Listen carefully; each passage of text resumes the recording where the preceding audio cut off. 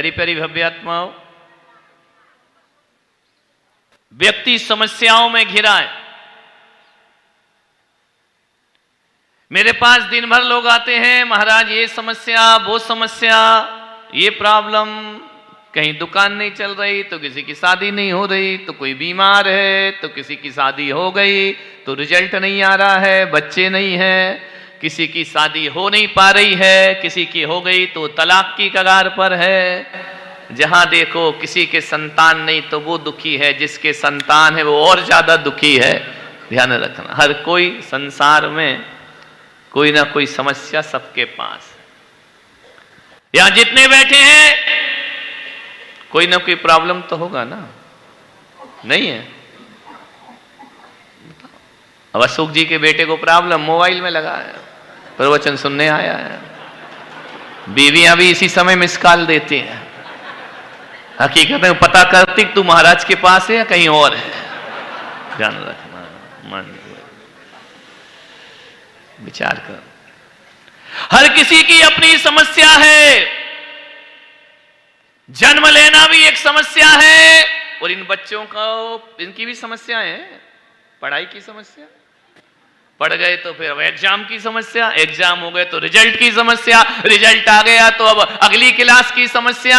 बेचारों को केवल गर्मी में 1-2 महीने फ्री मिलते हैं, उसके बाद अगली क्लास शुरू हो जाया करती है, फिर समस्या शुरू हो गई। और ज्यादा पढ़ लिख गए तो अब जॉब नहीं लग रही है, उसकी समस्या शुरू हो गई। व्यापार क्या करें, वो समस्या शुरू हो गई। व्यापार हो गया, अब गांव में रहते शादी नहीं हो रही, ये समस्या शुरू। समस्या ही समस्या है जीवन, एक के बाद एक प्रॉब्लम खड़ी हो जाती है। मनुष्य जीवन है, समस्याओं से रहित मनुष्य जीवन किसी का नहीं हुआ करता है। हमारी भी अपनी समस्याएं हैं, तुम्हारी भी समस्याएं हैं, बस इतनी है कि तुम्हारी समस्या टेंशन बनती है और हमारी समस्या आती है, छूती है और चली जाती है। ध्यान रखना है, हर व्यक्ति की अपनी अपनी समस्या। एक भी व्यक्ति ऐसा नहीं होगा जिसको कोई ना कोई प्रॉब्लम ना हो।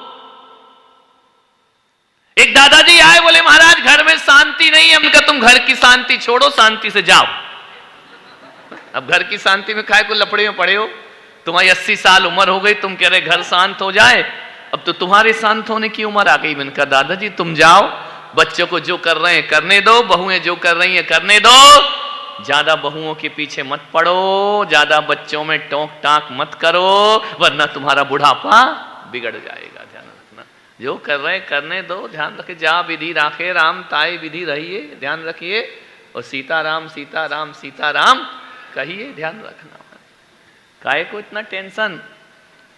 बच्चे चाहते हैं कि तुम दुकान में नहीं आओ, लेकिन दादाजी कहते हैं मैं आऊंगा, प्रॉब्लम। ध्यान रखो। बहू में किचन में जाती, रसोई में, सासू बीच में टे टे टे टे लगी रहती है। ध्यान रखो।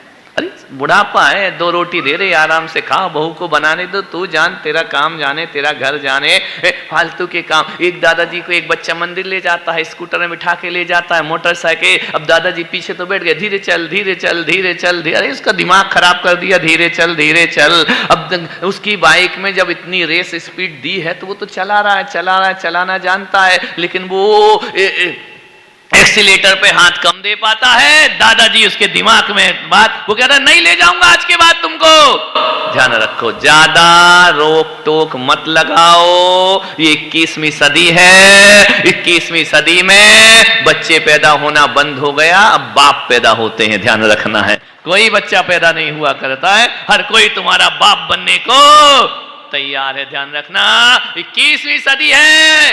अब आप सोचो कि बहू घूंघट डालेगी, ससुर जी ज्यादा मर्यादा निभाना तो तुम ही रुमाल से मुंह ढांक लो, वो तो ढांकने वाली है नहीं। ध्यान रखना, उसकी लाइफ है, उसका जीवन है। मान्यवर, तुम कहां पुरानी धार में चल रहे हो? बदल गया जमाना, जमाने के अनुसार बदल जाओ तो जिंदगी खुश रहेगी। और वर्तमान में यदि अतीत को खींच कर लाओगे तो जिंदगी तुम्हारी दुखी हो जाएगी। मान्यवर, सोचना, जो चल रहा है चलने दो, दिन काटो और दुनिया से चलो। ध्यान रखो, समस्याएं हैं। और एक बात याद रखो ओबरी वालों, समस्याएं यदि अपनी हो तो उनको सुलझाया भी जा सकता है।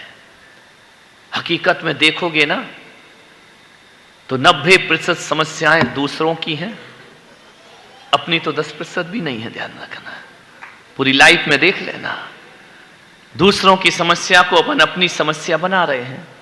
कोई मंदिर गया, पूजा किया, उसने नैवेद्य की जगह यदि फूल चढ़ा दिया, नरक जाएगा, उल्टा सीधा।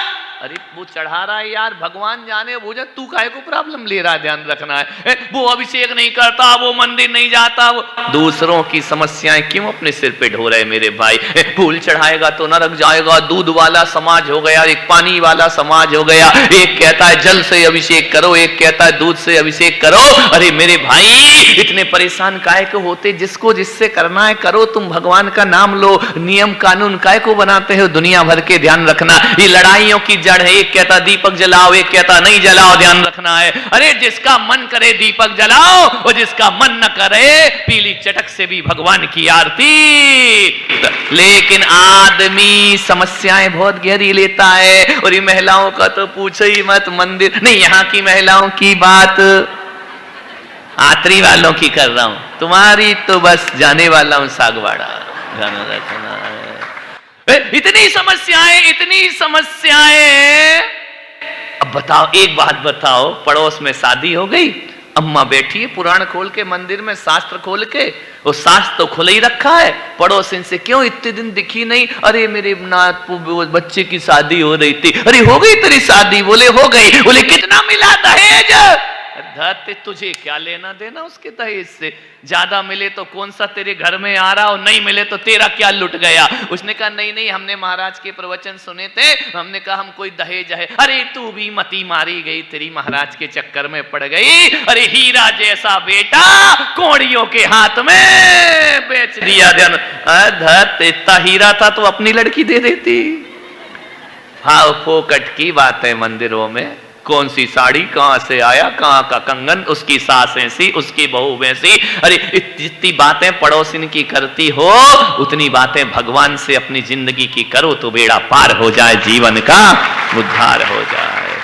पड़ोसी की तकलीफें ज्यादा बना रखी हैं, दूसरों की समस्या को अपनी समस्या बनाते हो। अपनी समस्या हो तो उसका हल है, लेकिन दूसरों की अपनी बना लो, उसका कोई समाधान नहीं हो सकता है। ध्यान रखना। मान्यवर, आपसे निवेदन है, बेकार की समस्याएं हमारे जीवन में, फोकट की 90% तो बकवास है और कुछ नहीं है, लेकिन दूसरों में है, बीच में पढ़ना आता है।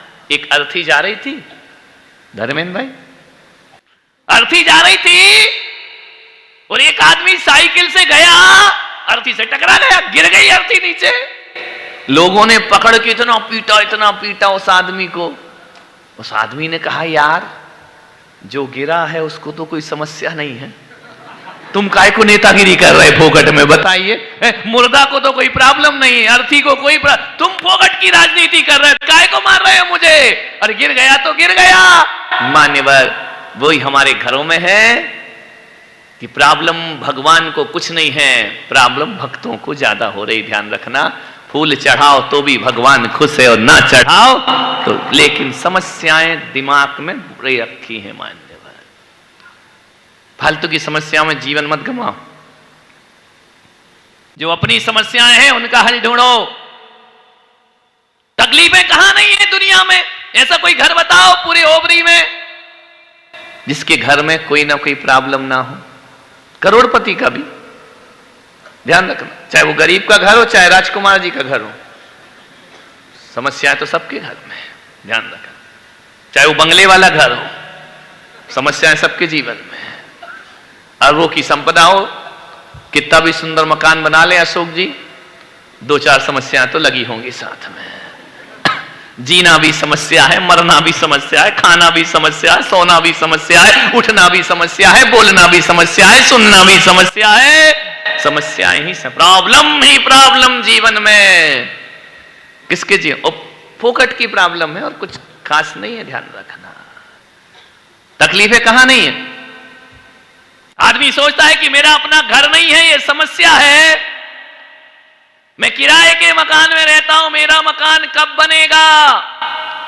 आज के युग में एक मकान बनाने का मतलब है पूरी जिंदगी की कमाई झोंक देना। इतने सरल नहीं है मकान बनाना, कठिन है मेरे भाई।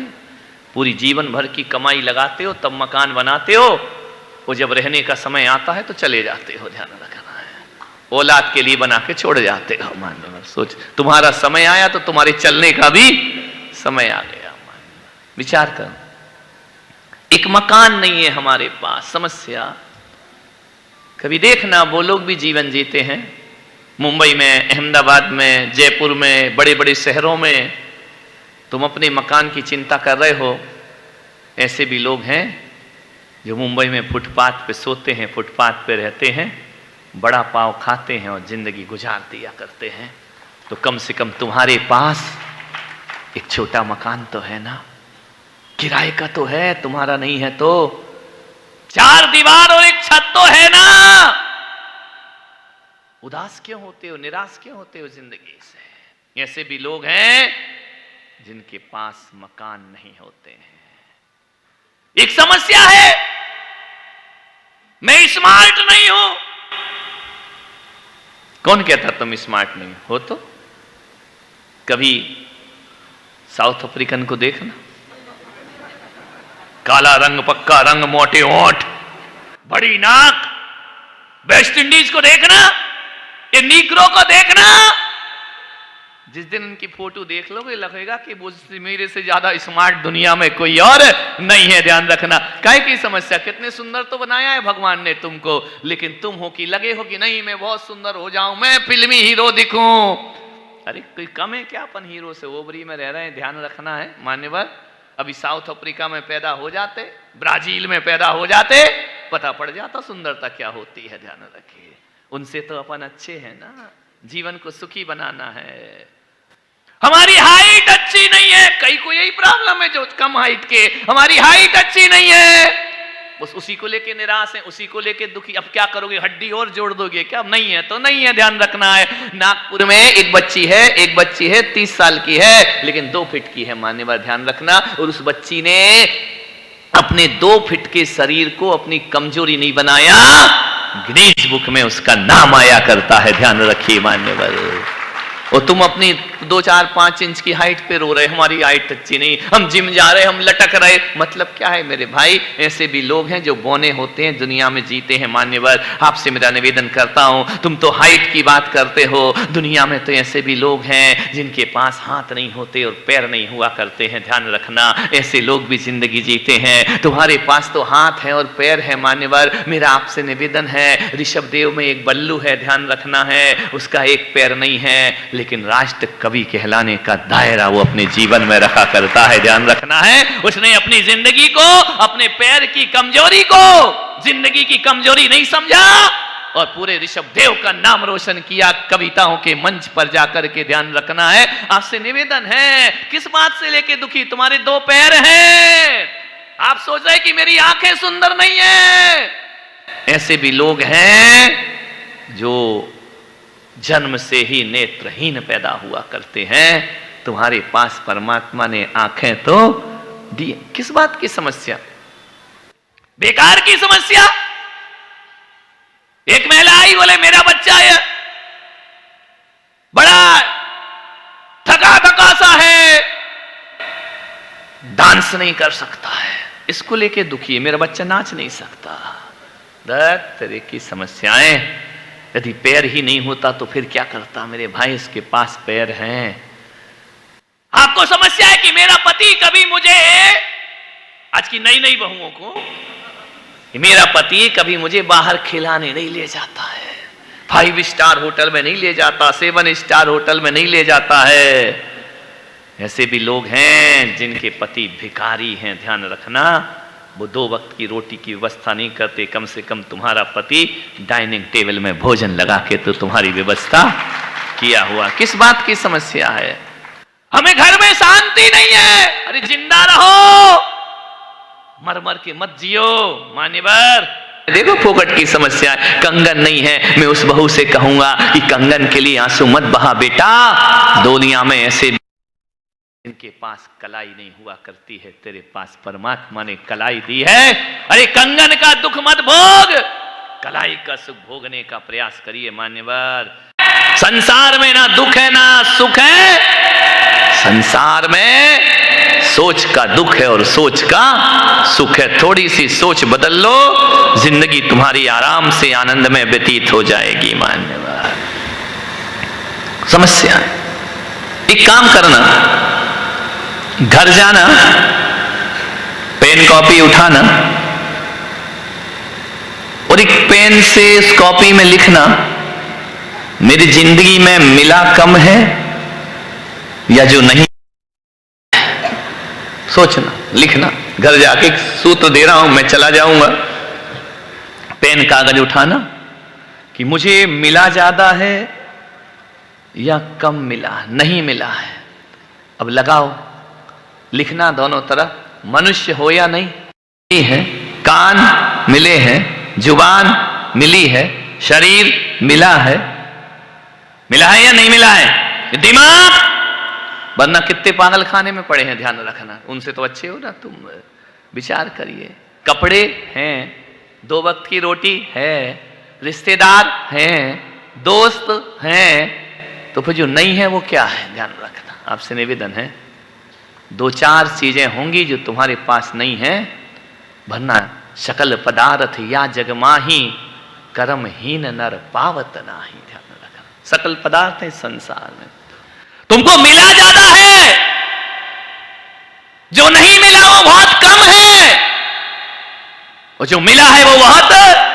तो एक बात बताओ, जो नहीं मिला है उसके लिए भगवान को कोसोगे या जो मिला है उसका धन्यवाद देने का भगवान को प्रयास करोगे? ध्यान रखना,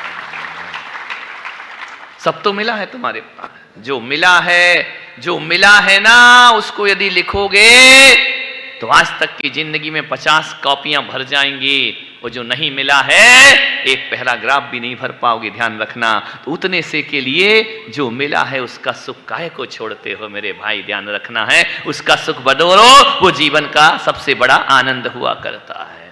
एक बात बताओ, तुम गोरे हो या काले?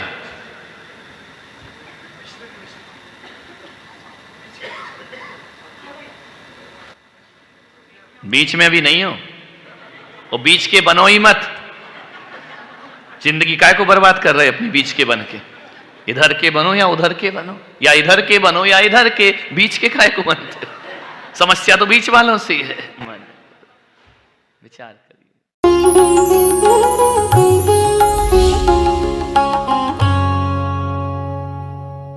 भगवान महावीर के अमर संदेश जीव दया की राह पर चलते हुए भारत गौरव राष्ट्र संत आचार्य श्री पुलक सागर जी गुरुदेव की प्रेरणा से वात्सल्य धारा ट्रस्ट द्वारा संचालित एक महाअभियान, शिक्षा और सेवा समय की मांग, वात्सल्य धारा एक समाधान, मानवीयता की दुनिया में बढ़ते कदम, वात्सल्य धारा एक प्रकल्प अनेक, सुशिक्षा, सुस्वास्थ्य शिविर, औषधि वितरण, वात्सल्य धारा रुग्ण वाहिनी, अहिंसा प्रसाद, माँ जिनवाड़ी संग्रहालय, जीव दया, गौ सेवा, कन्यादान, वात्सल्य धाम। सामर्थ्य अनुसार सहयोग धनराशि प्रदान कर हमसे जुड़े। बैंक खाता विवरण निम्नवत है, अथवा आप अपनी दान राशि दिए गए QR कोड को स्कैन करके हमें UPI द्वारा सीधे भेज सकते हैं। आपके द्वारा दिया गया दान आयकर की धारा ATG के अंतर्गत कर मुक्त है। पूछताछ हेतु हमें संपर्क करें 991098 7666 98109 00699।